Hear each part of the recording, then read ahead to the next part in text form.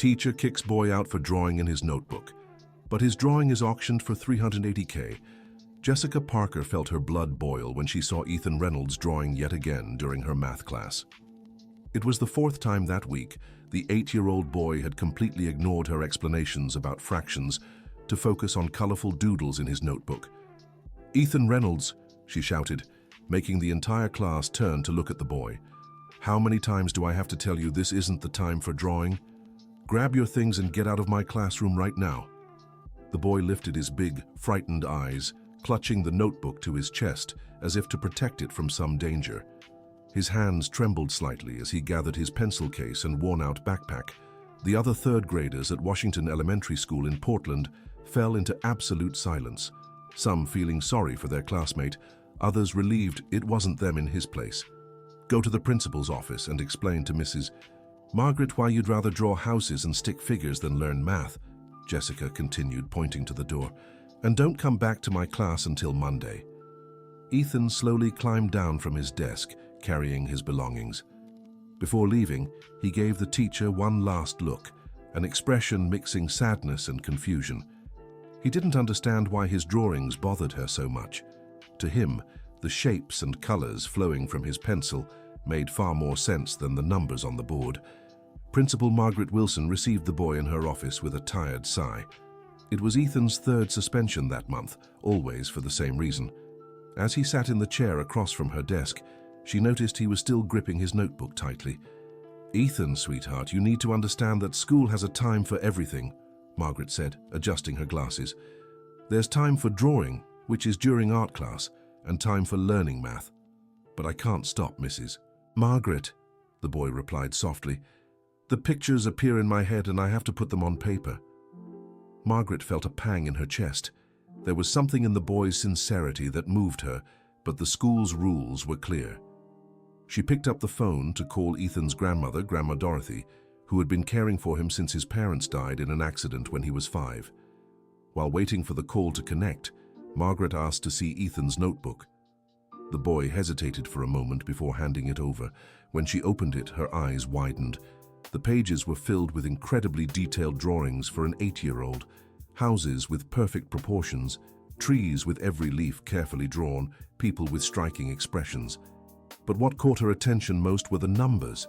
Ethan had woven numbers into the drawings almost imperceptibly. The windows of houses formed equations, clouds took the shape of digits, flower petals were arranged in precise mathematical sequences. Dear listener, if you're enjoying the story, take a moment to like and especially subscribe to the channel. It helps us a lot as we're just starting out. Now, continuing. Margaret discreetly snapped photos of a few pages with her phone before Grandma Dorothy arrived. The 62-year-old woman appeared half an hour later, breathless from running from the bus stop to the school. Her graying hair was disheveled, and her face bore the exhaustion of someone who worked as a cleaner in 3 different homes to support her grandson. "I'm sorry, Mrs. Margaret," Dorothy said, still catching her breath. "Ethan acted up again, didn't he? I've talked to him at home, but this boy just won't listen to me." "Grandma Dorothy, I'm going to have to suspend Ethan for a week," announced Margaret, watching as the woman's face tightened with worry. "He can't keep disrupting class like this." Ethan remained silent throughout the conversation, nervously fiddling with his notebook cover. When they left Washington Elementary School, Dorothy held her grandson's hand firmly but without anger. She knew the boy didn't act out of malice. On the bus ride back home to Pinewood Gardens, on the outskirts of Portland, Ethan finally broke the silence. "Grandma, why does the teacher get mad when I draw?" he asked, resting his head on Dorothy's shoulder. "Sweetheart, you need to pay attention in class," she replied, stroking his curly hair. "The teacher wants to teach you important things." "But I learn by drawing, Grandma. When I draw a house, I count the windows. When I draw flowers, I count the petals. Isn't that math too?" Dorothy felt a lump in her throat. Even without much education herself, she sensed there was something special in how Ethan saw the world, but she didn't know how to explain it to the school. That night, after Ethan fell asleep, Dorothy flipped through his old notebooks, which she kept in a shoebox. They were all filled with similar drawings, some dating back to when he was just 5 years old. The progression was impressive, But it was also clear that the boy had always incorporated mathematical elements into his creations. Meanwhile, in Jessica's home in West Hills, the teacher tried to relax by watching TV, but she couldn't shake the memory of Ethan's hurt expression as he left the classroom. At 42, with 15 years of teaching experience, she had been feeling increasingly frustrated by her students' lack of discipline. Jessica picked up her phone and, almost without thinking, posted on social media, "Another day trying to teach math to kids who just want to draw. How do parents expect their children to learn if they don't respect basic classroom rules? Discipline starts at home." The post quickly received likes and supportive comments from other teachers, but also some criticism from parents familiar with Ethan's situation. The next morning, Margaret arrived early at school and decided to look into the photos she had taken of Ethan's drawings. She sent the images to her friend Samantha Brown, an educational psychologist who worked at a private clinic in the city. Samantha replied within hours, clearly impressed. She asked to meet in person, and they scheduled an appointment for that afternoon at the school. "Margaret, these drawings are extraordinary," Samantha said, examining the images on the principal's computer. "This boy shows signs of highly developed visual spatial intelligence, and the way he incorporates mathematical elements suggests a very rare form of synesthesia." "Synesthesia?" Margaret asked, unfamiliar with the term. "It's when someone perceives the world through multiple senses simultaneously. Ethan might see math through colors and shapes. For him, numbers aren't just abstract symbols. They have a concrete visual representation." Margaret's stomach tightened as she realized the school might have been handling Ethan the wrong way. "Do you think I could talk to him?" Samantha asked. "He's suspended until Monday, but I can try reaching out to his grandmother." Samantha explained that cases like Ethan's were rare and precious. Often, children with this type of intelligence were misunderstood in traditional education systems and ended up labeled as troublemakers. Meanwhile, Ethan spent his days at home, drawing compulsively. Grandma Dorothy had bought a new notebook with the money she'd been saving for medicine, seeing how anxious her grandson got when he couldn't draw. That Thursday, Samantha managed to schedule a visit to the Reynolds family's home. The address was in a narrow alley of Pinewood Gardens, where the houses were small and simple, but always well kept by the residents. Dorothy greeted the educational psychologist with suspicion. She was used to important people only showing up at her house when there was trouble. "You don't need to worry," Samantha explained, sitting on the modest living room sofa. "I'd just like to talk a little with Ethan about his drawings." When Ethan appeared carrying his notebook, Samantha was struck by his shyness and the intensity in his gaze. She asked him to show his latest drawings.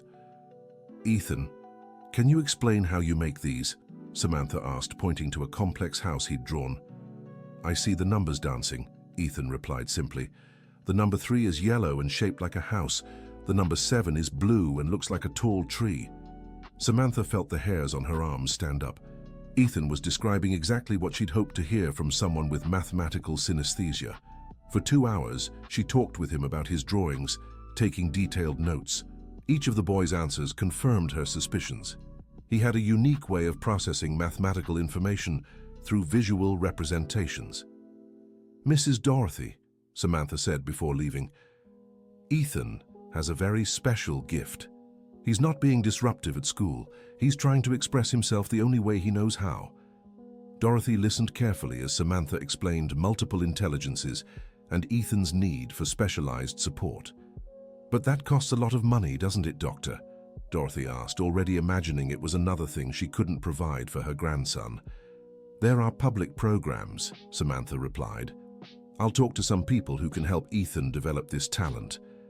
Dear listener, if you're enjoying the story, please take a moment to like and especially subscribe to the channel. It helps us a lot as we're just starting out. Now continuing.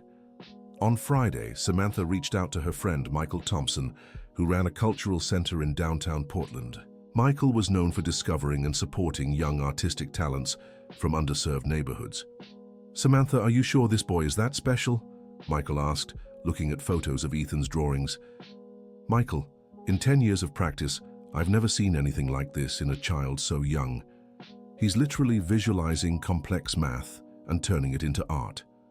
Michael agreed to meet Ethan, but suggested They first organize a small exhibition of his work at the Cultural Center just to gauge public reaction. Samantha called Dorothy and explained the idea.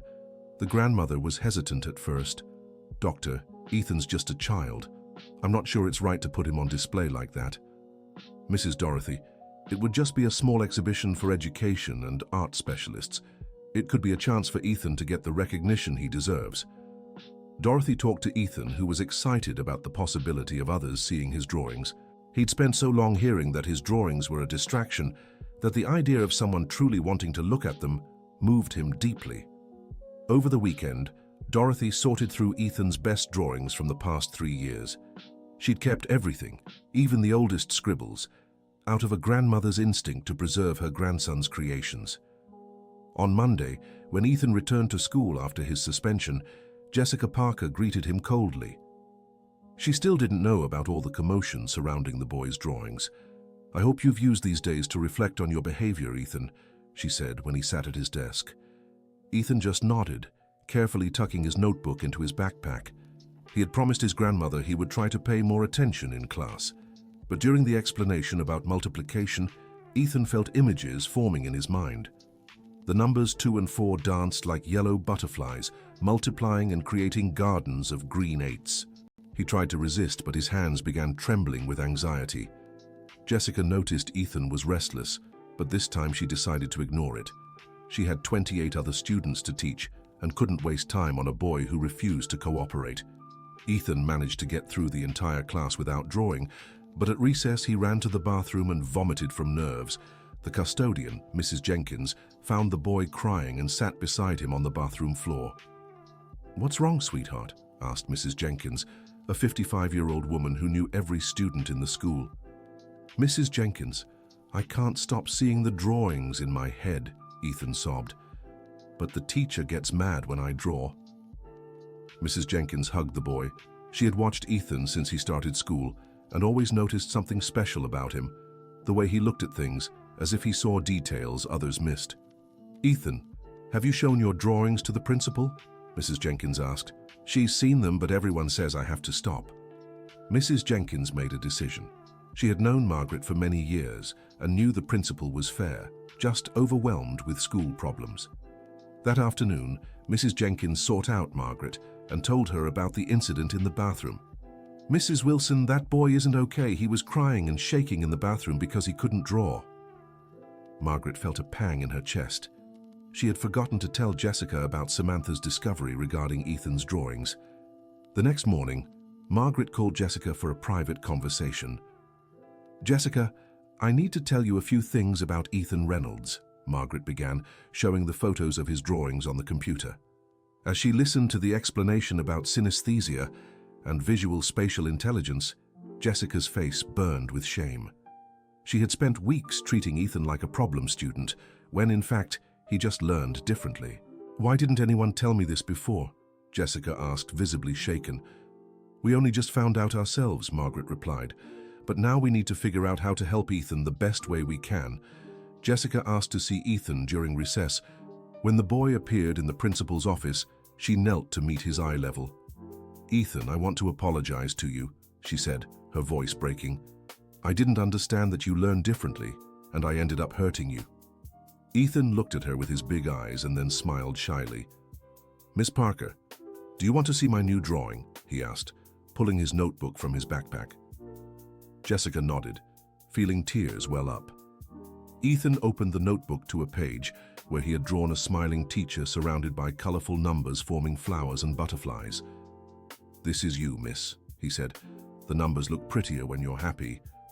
Jessica couldn't hold back her tears. She hugged Ethan and promised that from that day on she would try harder to understand how he learned. That same week, Michael organized a small exhibition of Ethan's drawings at the Cultural Center. Samantha invited some colleagues who specialized in education and art to see the boy's work. The reaction was immediate and impressive. Dr. Robert Miller, a mathematics professor at Oregon State University, was fascinated by how Ethan represented complex mathematical concepts through simple images. "This boy is visually solving equations that college students struggle to understand," remarked Robert, examining a drawing where Ethan had depicted fractions using colorful slices of cake arranged in perfect sequences. Dr. Elizabeth Harris, an art therapy specialist, was equally amazed. "I've never seen a child so young with this ability to synthesize emotions and mathematical logic into a single image," she said, pointing to a drawing where Ethan had sketched his family, but used precise mathematical proportions to represent each person's emotional significance. Word of the prodigy quietly spread through Portland's academic circles. Michael suggested organizing a larger exhibition, but Samantha and Grandma Dorothy agreed it was best to take things slow to avoid overwhelming Ethan. Meanwhile, at Washington Elementary School, Jessica began adapting her lessons to include visual elements that helped Ethan connect with the material. She allowed him to draw during explanations, as long as he paid attention to what was being taught. The results were astonishing. Ethan not only improved in math, but also started helping classmates who struggled with the subject by explaining concepts through simple drawings. "Look, Kevin," Ethan would say to a peer who didn't grasp division. "The number 12 is like a family of blue dots. When you divide by 3, they split into 3 little houses, each with 4 dots." Jessica was moved watching Ethan flourish. She discovered the boy wasn't just gifted in math, he was naturally empathetic and generous, always eager to help others. A month after the first exhibition, Michael received an unexpected call. Victoria Adams, curator of a contemporary art gallery in New York City, had heard about Ethan's drawings through a mutual acquaintance. "Michael, I'd love to see this child's work," Victoria said over the phone. "I have collectors interested in outsider art and emerging talents." Michael was torn. On one hand, he saw a unique opportunity for Ethan to gain recognition. On the other, he worried about exposing an 8-year-old to the commercial art world. He decided to discuss it first with Samantha, Grandma Dorothy, and Ethan himself. "Ethan, some important people in the art world want to see your drawings," Michael explained during a visit to the family's home. "But I'll only let this happen if you and your grandma agree." Ethan was excited, but Grandma Dorothy hesitated. "Dr. Michael, I don't know much about art. How can I be sure this is good for Ethan?" Samantha, who was present, suggested taking things very gradually, always respecting Ethan's pace and well-being. Dear listener, if you're enjoying the story, please take a moment to like and subscribe to the channel. It helps us a lot as we're just starting out. Now, continuing. Victoria came from New York specifically to meet Ethan and see his drawings. She was an elegant woman in her 50s, accustomed to working with famous artists, but she was genuinely touched by the boy's simplicity and authenticity. "Ethan, can you tell me about this drawing?" Victoria asked, pointing to an image where he had sketched his school, with numbers floating around like colorful birds. "Aunt Victoria, this is the day Aunt Jessica let me draw in class," Ethan explained. "The numbers became happy and wanted to fly all over the school." Victoria felt a shiver. There was something in the purity of Ethan's explanation that touched a very deep part of her soul, accustomed to the commercial and often superficial world of galleries. For 2 hours, Victoria carefully examined each drawing, asking questions and listening to Ethan's explanations. The more she saw, the more convinced she became that she was witnessing something extraordinary. "Grandma Dorothy," Victoria said before leaving, "Ethan has a unique talent that deserves to be preserved and nurtured. I'd like to propose something that could help you financially without hindering his natural development." Victoria explained that she had in mind organizing a charity exhibition where Ethan's drawings would be sold and the money would be divided between the family and a fund to support other children with special talents. "But how do you mean sold?" Dorothy asked, surprised. "Who would want to buy a child's drawings?" "Grandma Dorothy, art has no age," Victoria replied. "There are collectors who value authenticity and originality above all else. Ethan's drawings have both of those qualities in abundance." Dorothy asked for time to think. It was hard to believe that her grandson's doodles, which she always thought were nice but simple, could have commercial value. That night, she talked at length with Ethan. "Grandma, if I sell my drawings, can I buy new supplies to make more?" Ethan asked with the simple logic of a child. "Of course, my dear, and you can help other kids too." "Then I want to sell," Ethan decided. "But can I make copies of my favorites to keep with me?" Dorothy smiled and hugged her grandson. Even though he was just a child, Ethan already showed a generosity and wisdom that moved her. The next day, Dorothy called Victoria and accepted the proposal. The curator was thrilled and immediately began organizing the details of the exhibition. News of the exhibition began circulating in the New York art scene, sparking curiosity and anticipation. Portland prodigy reveals genius through mathematical drawings was the headline of a blog specializing in contemporary art. Jessica read the article on her phone during a break between classes and felt a mix of pride and remorse. Pride at seeing Ethan recognized and remorse for nearly destroying the self-esteem of such a special child. She decided to write Ethan a letter, formally apologizing and expressing her admiration for his talent.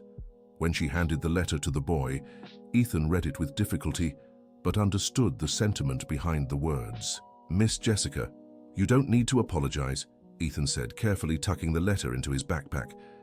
"You helped me become stronger." His response left Jessica even more emotional. How could an 8-year-old have such emotional maturity? Preparations for the exhibition took 2 weeks. Victoria selected 20 of Ethan's drawings, each representing different aspects of his talent, from the earliest ones showing his evolution to the most recent, demonstrating his ability to integrate complex mathematical concepts with art.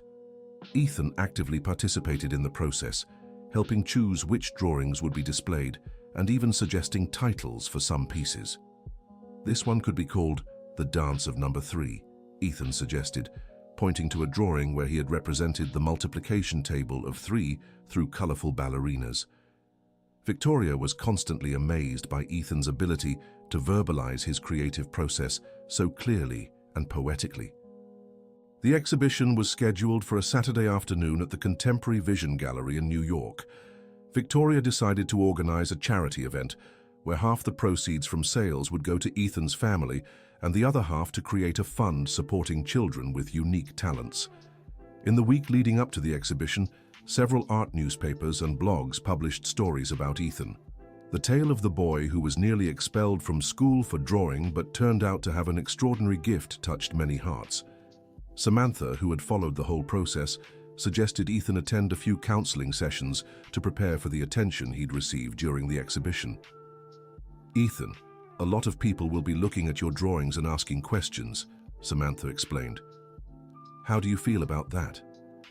"Aunt Samantha, I'm happy when people like my drawings," Ethan replied. "It's like the numbers get happy too." On the Thursday before the exhibition, Ethan had an idea. He wanted to create a special drawing as a gift for Jessica, to thank her for changing and helping other students understand their unique ways of learning. The drawing depicted a classroom where each child was learning differently, some reading, others drawing, some building with blocks. At the center, a smiling teacher embraced all their differences. When Ethan handed the drawing to Jessica on Friday, she couldn't hold back her tears. "Ethan, this is the most beautiful gift I've ever received," she said, carefully holding the paper. "May I frame it and hang it here in the classroom?" "Of course, Aunt Jessica. That way, every time you look at it, you'll remember kids learn in different ways." On the day of the exhibition, Grandma Dorothy dressed in her finest clothes and took Ethan by bus to New York City. It was their first time visiting an art gallery, and they were awestruck by its elegance. Victoria had prepared everything with care. Ethan's drawings were displayed in simple yet elegant frames, with small plaques explaining the context of each piece. The crowd began arriving at 3 in the afternoon. Victoria had invited art critics, collectors, educators, and curious onlookers, creating a rich and diverse atmosphere. Ethan walked through the gallery with Grandma Dorothy, explaining his drawings to anyone interested. His natural charm and spontaneity delighted everyone who spoke with him. "How do you blend math and art like this?" asked Dr. Jonathan Grant, a collector known for supporting young artists. "I don't blend them, Uncle Jonathan," Ethan answered simply. "To me, math is already art. The numbers have colors and dance. I just draw what I see." Dr. Grant was fascinated by the answer. He had studied art his entire life, but had never heard such a pure and direct explanation of the creative process. The first sale happened just an hour into the exhibition. A businesswoman named Catherine Bennett fell in love with a drawing Ethan had made, depicting his family through colorful geometric shapes. "This drawing radiates so much love and harmony," Catherine told Victoria. "How much is it?" Victoria had priced the drawings between $1,000 and $5,000, depending on complexity and size. The one Catherine chose cost $3,000. "Sold," Catherine said without hesitation, "and I'd love to meet the artist." When Ethan learned about his first sale, he beamed. "Grandma, someone liked my drawing so much they paid money to take it home," he told Grandma Dorothy, who was still processing the fact that her grandson's doodle had sold for $3,000. As the afternoon went on, more people became captivated by the drawings. There was something in the unique blend of childlike innocence and mathematical sophistication that deeply moved the visitors. Professor Robert from Oregon State University, who had met Ethan at the first exhibition, brought some fellow mathematicians to see the drawings. "Look at this one," said Robert, pointing to a drawing where Ethan had represented the Fibonacci sequence through colorful snails. He's illustrating a concept that many college students struggle to understand. Around 5 in the afternoon, an unexpected visitor arrived. Harold Richardson, a retired 70-year-old businessman known for his collection of contemporary American art. Harold walked slowly through the exhibition, examining each drawing carefully. There was something in Ethan's work that reminded him of his own childhood, when he was also misunderstood in school for seeing the world differently. When he reached the last drawing of the exhibition, Harold stopped. It was a piece Ethan had created especially for the event, a simple house, but with incredibly complex mathematical details. The windows were proportioned according to the golden ratio, the garden flowers followed fractal patterns, and the sky was filled with clouds that formed equations when observed closely.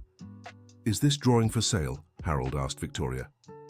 "Yes, this one is priced at $15,000, replied Victoria, pointing to the sign. It was the most expensive drawing in the exhibition due to its complexity and the fact that it had been created specifically for the event. Harold studied the piece for a few more minutes, then looked for Ethan. "Young man, can you explain how you created this drawing?" Harold asked, bending down to the boy's level. Ethan was shy at first, but soon grew excited to talk about his creation. "Uncle Harold, this is the House of Happy Numbers," Ethan explained. "Each part of the house represents a family of numbers that get along well with each other.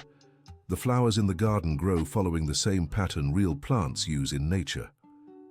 "And why do you call it the House of Happy Numbers?" Harold continued, genuinely curious. "Because when numbers find their right place, they get happy and make everything beautiful and organized. Like when I finally understood I could draw at school and it made everyone happy." Harold felt his eyes well up with tears. There was a profound wisdom in Ethan's simple words that moved him unexpectedly. "Ethan, I'd like to buy this drawing," said Harold, "but I have one condition. I want to pay more than the listed price because I believe it's worth much more." Victoria was surprised. Harold was known for being a tough negotiator who always haggled over prices. "How much would you like to pay?" asked Victoria.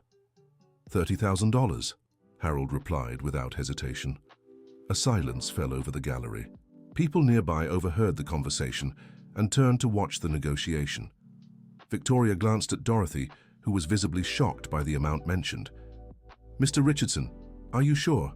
asked Victoria. "Absolutely," replied the businessman. "But I have a second condition. I want Ethan to visit me from time to time so we can talk about art and math. I have a lot to learn from him." Ethan looked at his grandmother, who nodded, still unable to believe what was happening. "Uncle Harold, can I teach you to see the colorful numbers like I do?" Ethan asked eagerly. "It would be an honor, young master," Harold replied, extending his hand, which Ethan shook firmly. The $30,000 sale caused a stir in the gallery. Other collectors present began re-evaluating the available drawings, and within the next 30 minutes, nearly all the pieces were sold. By the end of the afternoon, when the exhibition closed, Ethan had sold 18 of the 20 displayed drawings, raising a total of $140,000. Dorothy was in shock. She had never seen so much money in her life, and the idea that half of that amount would be hers and Ethan's seemed unreal.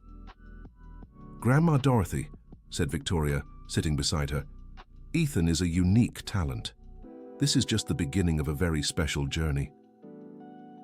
That night, on the bus back to Portland, Ethan fell asleep leaning on Dorothy's shoulder, clutching a new notebook he had received as a gift from one of the exhibition visitors.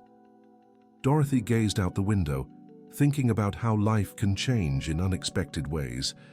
Just a few weeks earlier, she had been worried about paying basic bills. Now she had the means not only to provide a better life for Ethan, but also to invest in his artistic and educational development. The following Monday, when Ethan returned to Washington Elementary School, he was greeted like a minor celebrity. News of the exhibition had spread, and even children from other classes wanted to meet the boy who sold drawings. Jessica Parker organized a special presentation where Ethan could show the entire school how he saw math through colors and shapes. She had come to understand that Ethan wasn't just a special student in her class, but an example of how different forms of intelligence should be respected and nurtured.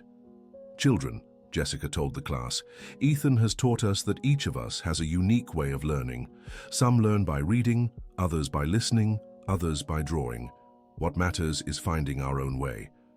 Margaret Wilson, the principal, decided to use Ethan's case to implement changes at the school.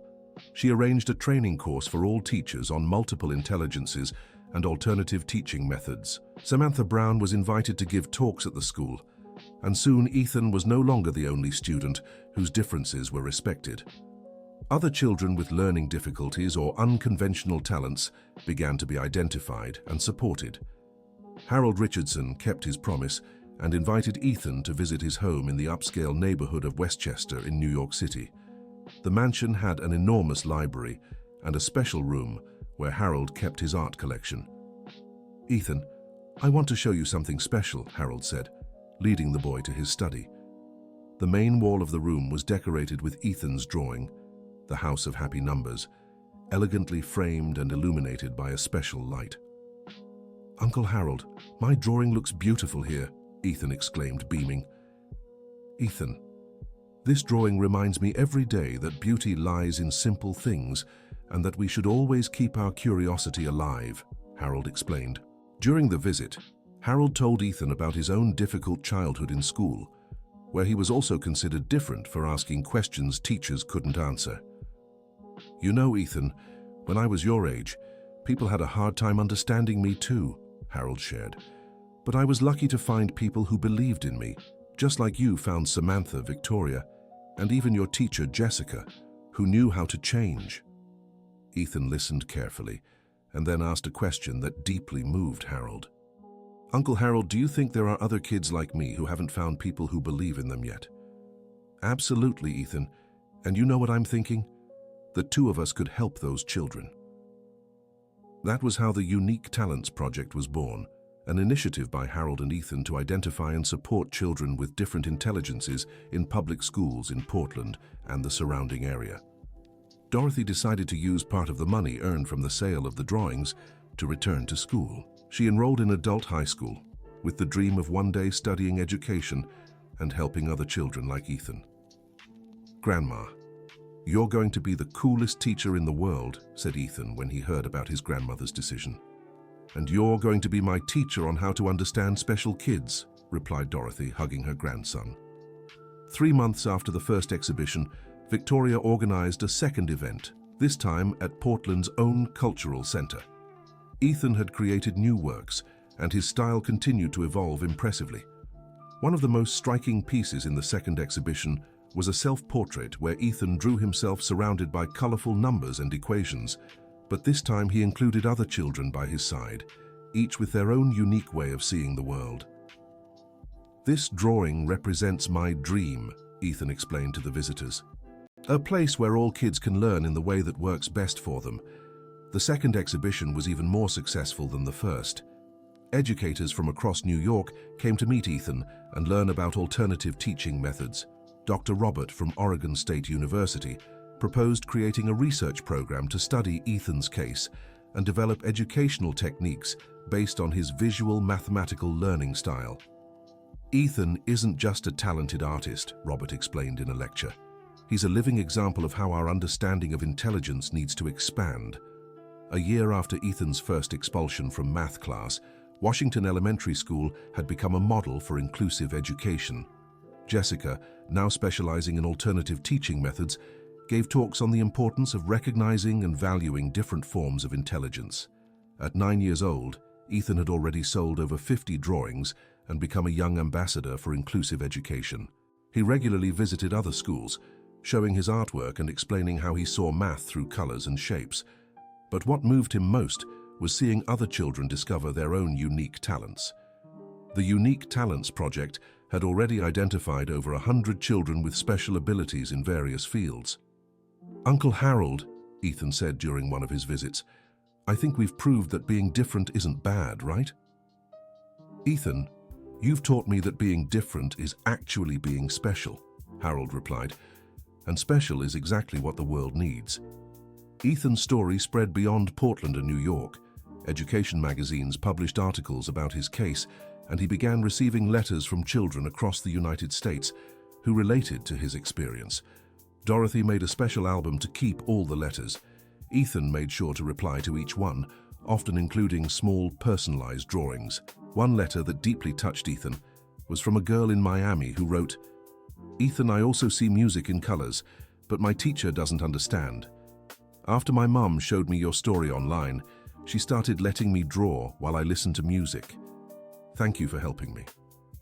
"Grandma, I didn't know my story could help kids so far away," Ethan said after reading the letter. "My dear, when we do something with love and truth, it touches people's hearts no matter where they are," replied Dorothy, who had gained a special wisdom during that year of transformation. Ethan's third exhibition took place in a very special location, the Portland Museum of Contemporary Art itself. It was the first time such a young child had held a solo exhibition in an official museum. The event drew national attention, and Ethan was invited to appear on TV shows and give interviews to major newspapers. During one interview, the reporter asked, "Ethan, what do you want to be when you grow up?" "I want to keep being myself," Ethan answered simply, "and I want to help other kids be themselves too." The response went viral on social media, shared thousands of times alongside heartfelt comments from parents and educators. Jessica, who had become one of the leading advocates for inclusive education in the region, was invited to write a book about her experience with Ethan. The book, titled "When Numbers Dance: The Story of a Boy Who Taught Me How to Teach," became a reference for educators across the country. In the book's preface, Jessica wrote, "Ethan taught me that an educator's role isn't to shape children according to our standards, but to discover each child's unique patterns and help them flourish within their own nature." 2 years after the first exhibition, Ethan received a special invitation. The Department of Education wanted him to participate in a national event on inclusive education as an example of how unique talents can be discovered and nurtured. "Ethan," said Samantha, who had continued following his progress, "you have the chance to speak to educators from all over the United States. Do you feel ready?" "Aunt Samantha, I'm just going to tell the truth, that every child is special. They just need people who see it," replied Ethan, now 10 years old with remarkable maturity. The national event became a milestone in Ethan's role as an ambassador for inclusive education. His presentation, where he showed how different children learn in different ways through animated drawings, moved the audience of educators. Afterward, dozens of teachers approached him, eager to learn his techniques. Patiently, he explained that there were no secret methods, just love and patience to understand each child. Ethan's talk was recorded and became required material in teaching programs at several universities across the country. Harold, who had followed Ethan's journey from the beginning, decided to formalize the Unique Talents Project as an official foundation. Ethan was named the foundation's youth ambassador, responsible for inspiring other children and raising awareness among educators. The foundation had already established programs in over 50 schools, identifying and supporting hundreds of children with unique talents. Each child received specialized guidance and materials tailored to develop their abilities. "Ethan," Harold said during the foundation's launch ceremony, "you've transformed not only your own life but the lives of hundreds of other children. That's a true talent, the ability to inspire positive change in the world." Ethan, ever humble, replied, "Uncle Harold, I just did what any kid would do. I showed how I see the world." It was the adults who realized it was special. That same year, Ethan released his first children's book, The House of Happy Numbers, based on his most famous drawing. The book taught math through visual stories and became a hit among children and educators. Grandma Dorothy, who had finished high school and enrolled in a teaching program, helped Ethan write it. Seeing his grandmother fulfill her dream of studying was one of Ethan's greatest joys. "Grandma, now we're both students," Ethan teased. "And you're still my best teacher," Dorothy replied, proud of her grandson. The book's success led to invitations for Ethan to create a series of educational books. Each new book explored a mathematical concept through colorful visual stories and engaging characters. Jessica was invited to serve as the series' educational consultant, ensuring the books accommodated different learning styles. "Ethan," Jessica said during an editorial meeting, "you've managed to make math fun and accessible. That's exactly what I would have liked to do from the start of my career." "Aunt Jessica, you always knew how to do this," replied Ethan. "You just needed to discover that every child has their own way of learning, like you did with me." The book series became official teaching material in many schools across the United States, helping thousands of children connect with math through visual methods. Ethan also began developing educational apps that taught math through visual games. The apps were created in partnership with technology students from Oregon State University, mentored by Professor Robert. "Ethan has a unique vision for making abstract concepts accessible," Robert remarked. "Working with him has been one of the most enriching experiences of my academic career." By the age of 12, Ethan had already impacted the lives of thousands of children and educators across the country. His story became an example of how the education system can and should adapt to recognize and nurture different forms of intelligence. But for Ethan, the greatest success wasn't the awards or recognition he received. It was the letters from children who had discovered their own unique talents after hearing his story. "Grandma," Ethan said, reading a letter from a child in Phoenix, "this girl found out she's really good at creating songs with numbers. Her teacher now lets her compose music to teach math to the class." "My dear," Grandma Dorothy replied, "you planted a seed that's sprouting all over the country." The transformation wasn't limited to children. Many teachers shared that Ethan's story had made them completely rethink their teaching methods. Jessica organized a national conference on inclusive education, where educators from across the country exchanged experiences on adapting lessons for different learning styles. Ethan's story taught us that there are no problem children, only inadequate methods, Jessica said during the conference's opening. The conference became an annual event, always featuring Ethan as a special guest. Even as he grew older, he kept the simplicity and wisdom that had made him special from a young age. During one of the conferences, a teacher from Austin asked, "Ethan, what's the secret to spotting unique talents in children?" "There's no secret, ma'am," replied Ethan, now 13. "You just have to look with love and curiosity. Every child has something special. They just need someone who believes in them." The Unique Talents Foundation expanded its work to neighboring countries. Educators from Costa Rica, Argentina, and Panama began adapting the methods developed by Ethan and his team. The international impact of Ethan's story was recognized by UNESCO, which invited him to become a youth ambassador for inclusive education in Latin America. "Ethan," said the UNESCO representative during the ceremony, "your story proves that a child can change the world when their differences are respected and nurtured." Ethan accepted the invitation, but insisted that Grandma Dorothy, Jessica, Samantha, and Harold be recognized as co-ambassadors, believing his success was the result of all their support.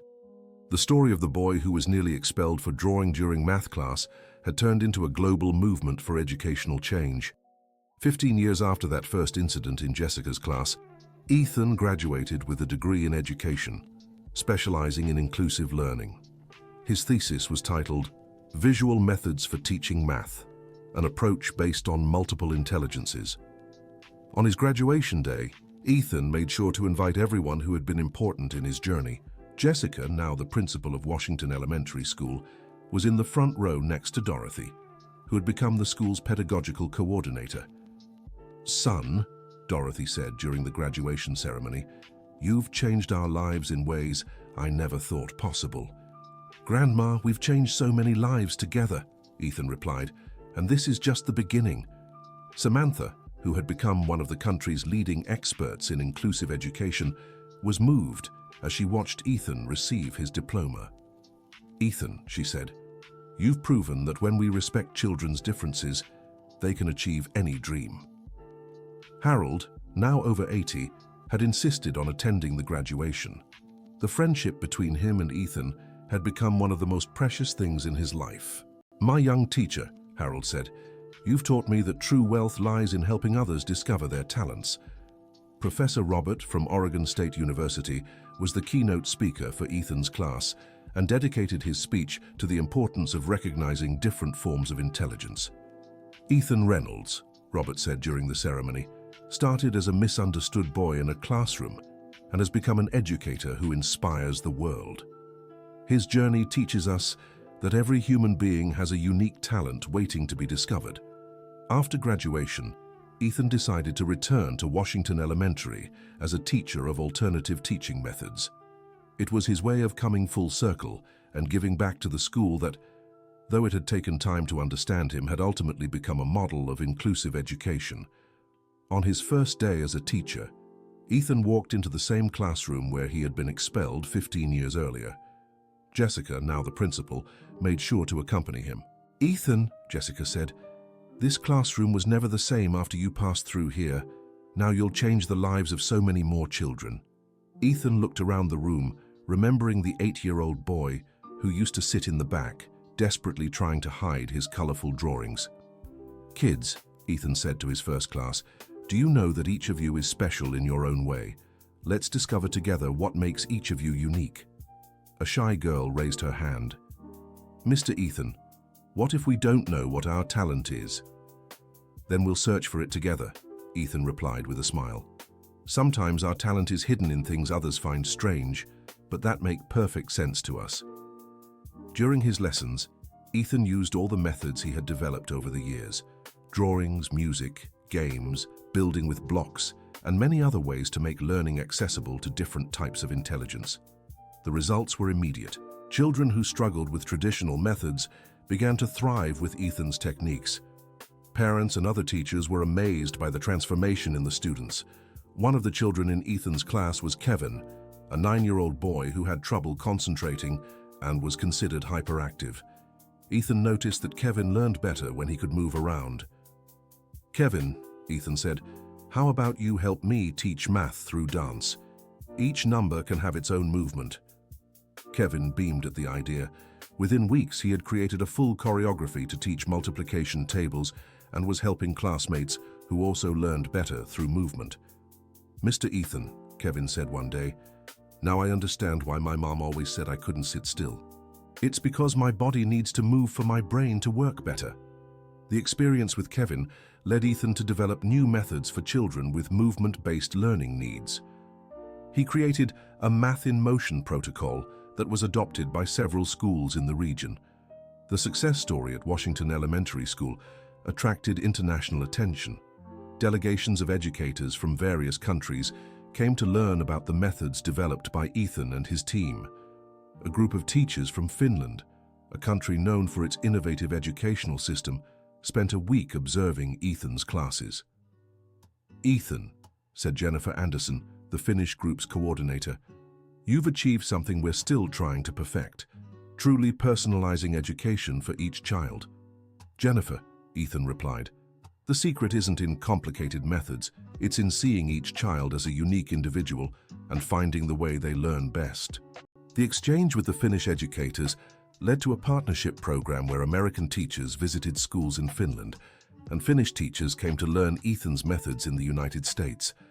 The Unique Talents Foundation, now under Ethan's leadership, had identified and supported over 10,000 children with unique talents across Latin America.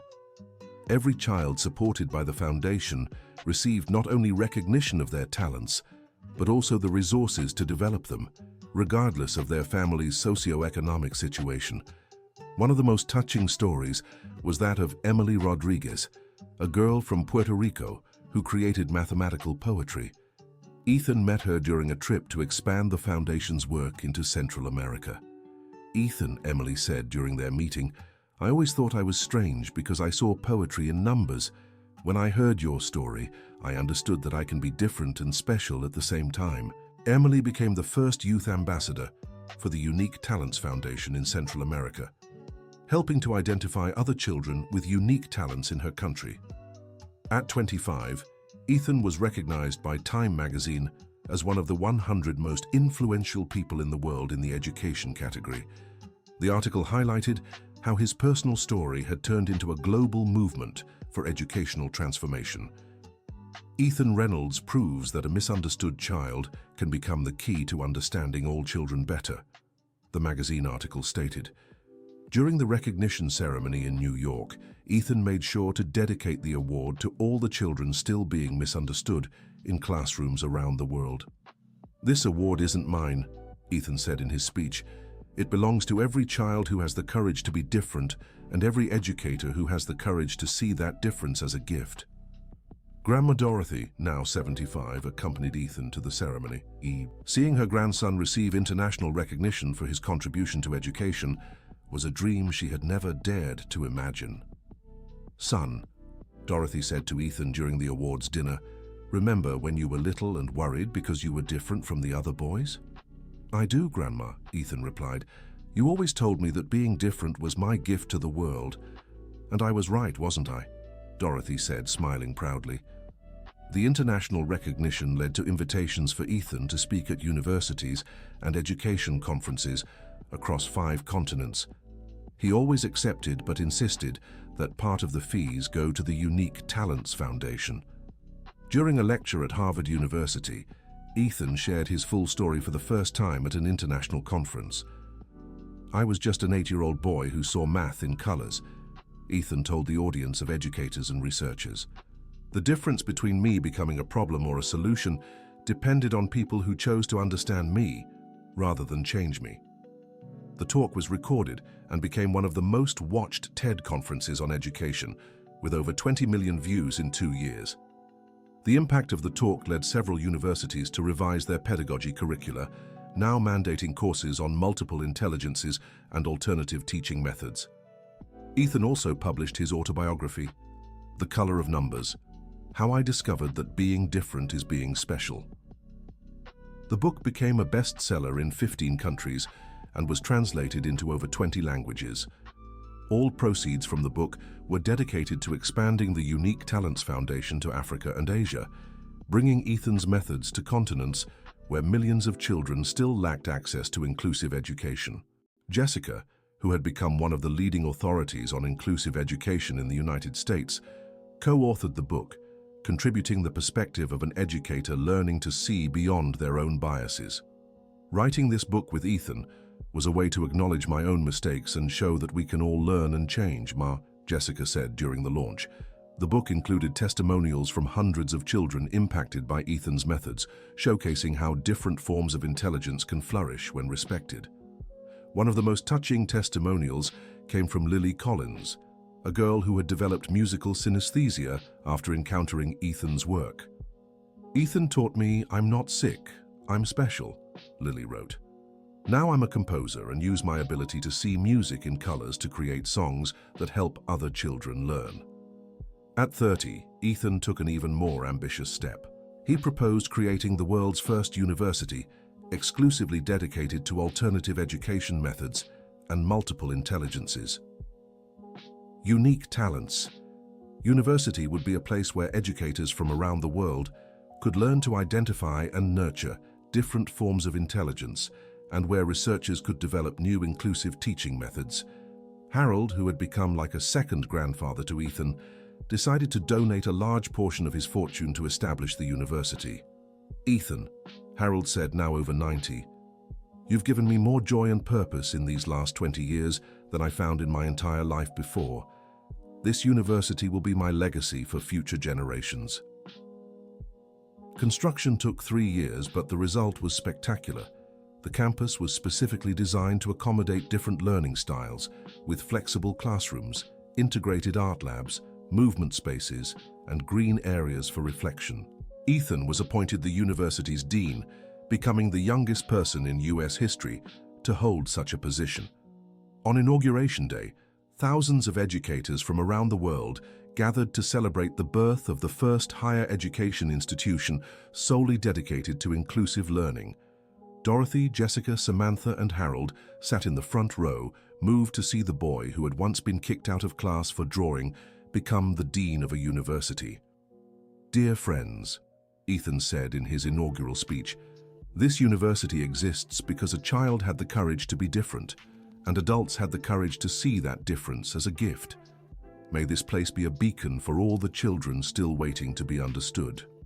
The first class at Unique Talents University included students from 40 different countries, all united by the desire to learn how to educate while honoring individual differences.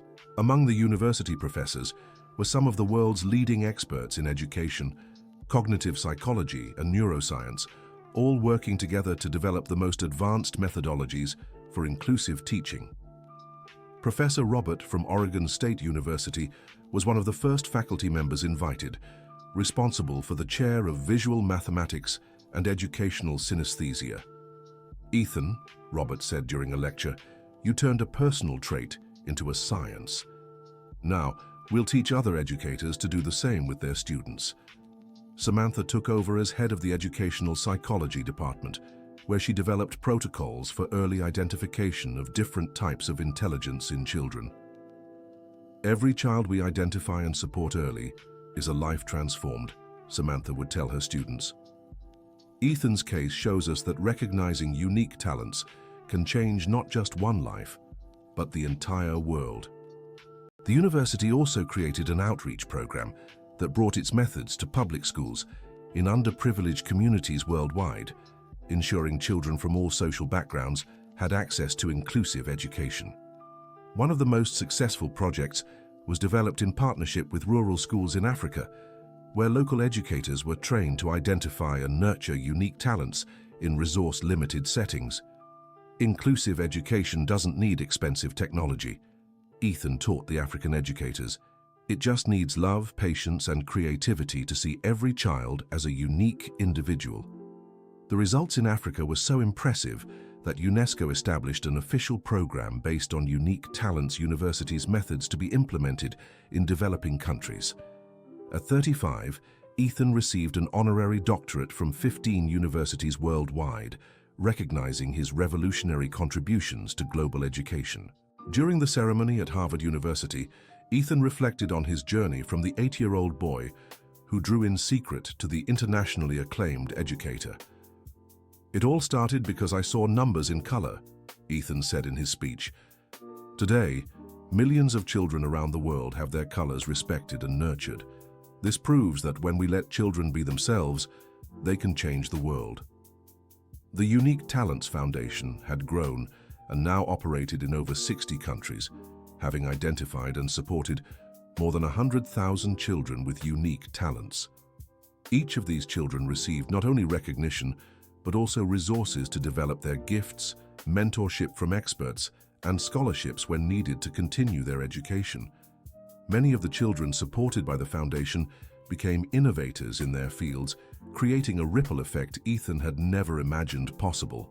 Sophia Wagner, a girl from the Dominican Republic who had been identified by the foundation at 7 for her ability to solve complex problems through drawings, became the youngest architect in the world at 20 to design a sustainable hospital. "Ethan," Sophia said during a visit to the university, "you taught me that my different way of seeing space was a gift, not a problem. Now I use that gift to create spaces that heal people." Stories like Sophia's repeated hundreds of times, forming a global network of people who had discovered their unique talents and used them to benefit humanity. Ethan organized an annual global gathering where all the children and young adults supported by the foundation could meet, share experiences, and inspire one another. The event became known as the Festival of Unique Colors and rotated across different continents, always celebrating the diversity of talents and ways of seeing the world.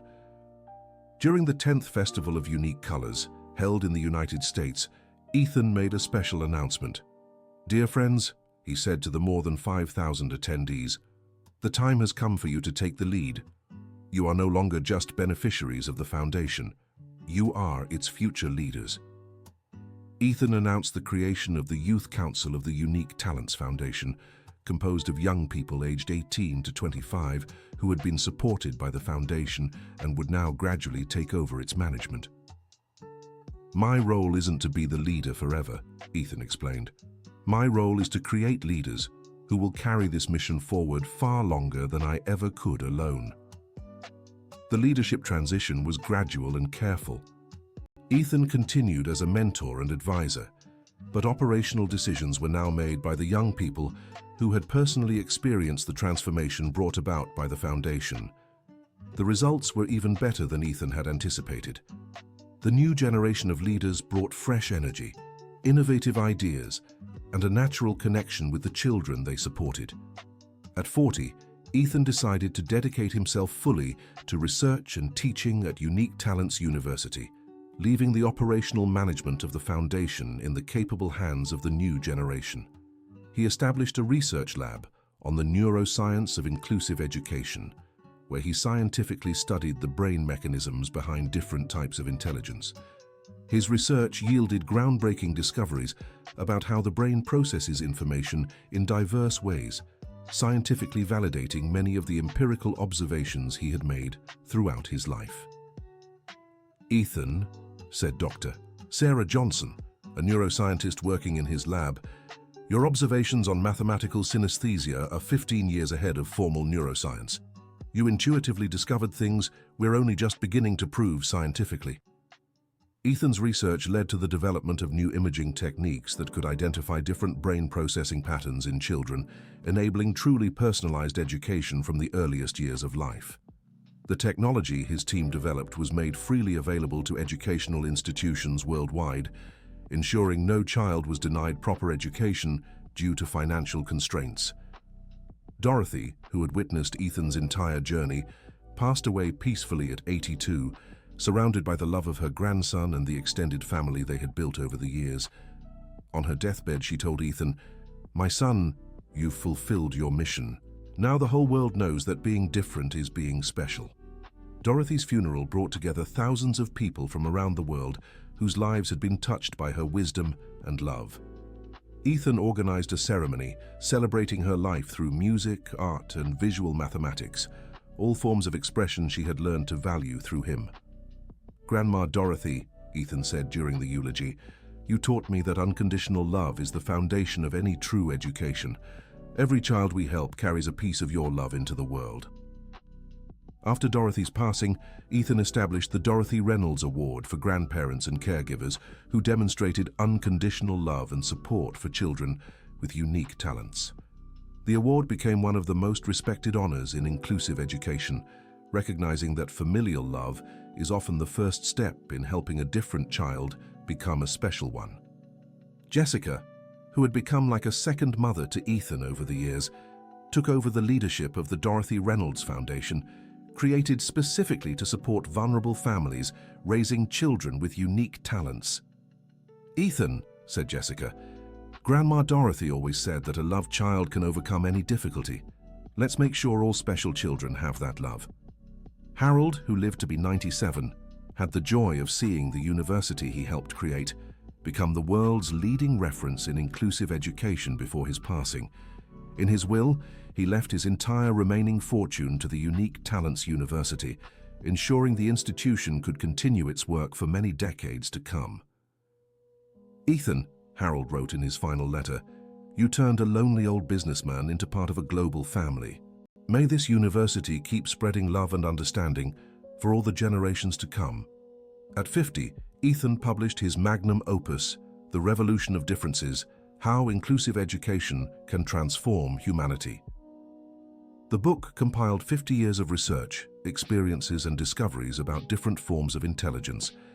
It became the foundational text for educators worldwide, translated into over 50 languages, and included in the required curriculum of all UNESCO-recognized teaching programs. "This book isn't mine," Ethan said during the global launch. "It belongs to every child who had the courage to be different and every educator who had the courage to see that difference as a gift.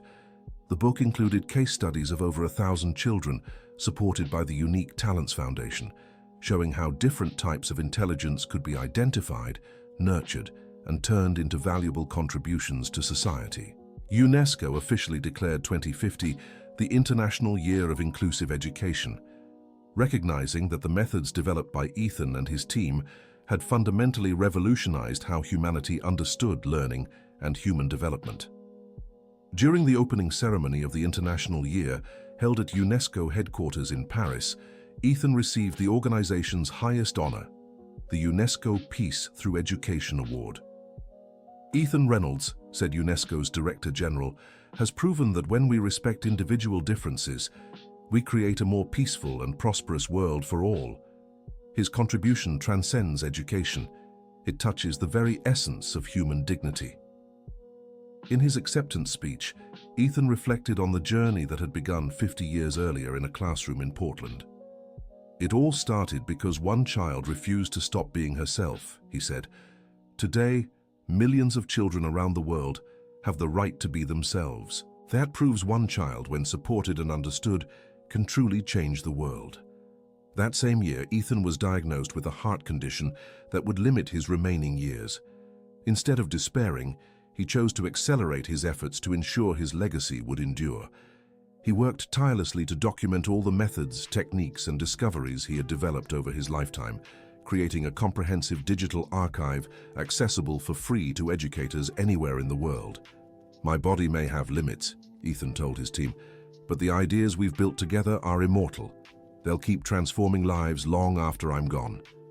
Ethan also created an intensive mentorship program, personally training a new generation of leaders in inclusive education to ensure qualified individuals could carry on his work. Among his protégés was Rachel Mitchell, a young educator from the United States, who had been one of the first children supported by the Unique Talents Foundation and had since earned a PhD in educational neuroscience. "Professor Ethan," said Rachel Mitchell, "you taught me that being different is being special when I was just 6 years old. Now I want to teach that to the next generations." Ethan smiled, knowing his legacy was in capable and passionate hands. At 55, Ethan organized his final public event, the Final Festival of Unique Colors, a 5-day celebration where 50,000 people from around the world gathered to honor 50 years of educational revolution. The event included artistic performances, scientific conferences, hands-on workshops, and above all, a massive collective hug of gratitude for all the children who had dared to be different. During the closing ceremony, Ethan delivered his final speech as leader of the inclusive education movement. "Dear friends," he said, visibly moved, "our journey together is coming to an end, but the mission continues. Each of you carries the responsibility to ensure no child is punished for being different, and every child is celebrated for being special." He paused for a moment, gazing at the crowd, listening in respectful silence. "I was just a boy who saw numbers in colors. You helped me turn that difference into a movement that changed the world. Now it's your turn to keep changing the world without me." The audience rose in a standing ovation that lasted over 10 minutes, with people crying and shouting words of gratitude in dozens of different languages. Ethan waved one last time and stepped off the stage, knowing he had fulfilled his mission on Earth. 6 months later, Ethan Reynolds passed away peacefully at home, surrounded by the books he had written, the drawings he had created, and the people he had loved. His departure was mourned worldwide. Schools observed a minute of silence, universities held tribute ceremonies, and millions of children made drawings in his memory. Ethan's funeral was broadcast live across the globe, becoming one of the most watched events in educational television history. During the ceremony, Rachel Mitchell read a letter Ethan had written to be opened after his death. "Dear friends, if you're hearing this letter, it means my journey in this world has ended. Don't be sad for me. Be joyful for what we achieved together. When I was a child, I dreamed that one day all children could be themselves without fear. Today, that dream is a reality in much of the world. My final request is simple. Keep seeing every child as a unique universe of possibilities. Keep believing that being different is being special. Keep changing the world, one child at a time. And when you find a child who draws during math class, please ask, "What beautiful colors are you seeing?" instead of telling them to stop. With all my love and eternal gratitude, Ethan Reynolds. The reading of the letter was interrupted several times by emotional applause from those who had dedicated their lives to the mission started by that special boy. Today, 20 years after Ethan's passing, inclusive education is a reality in 95% of schools worldwide. Unique Talents University has campuses on every continent, and the Unique Talents Foundation has identified and supported over 2 million children with unique intelligences. Ethan's original drawing, The House of Happy Numbers, still hangs in Harold Richardson's living room, now transformed into a museum visited by millions every year. Jessica Parker, at 80 years old, still gives talks about the importance of seeing every child as a unique individual. She always ends her presentations with the same line, "Ethan taught me that an educator's role isn't to correct children's differences, but to celebrate them." End of the story. Now tell us, do you believe Ethan made the right choices by turning his differences into a strength to change the world? Share your honest thoughts in the comments. What would you do if you were the teacher of a child like Ethan? We'd love to read your reflections. Don't forget to like the video, and most importantly, subscribe to the channel so you don't miss other heartwarming stories.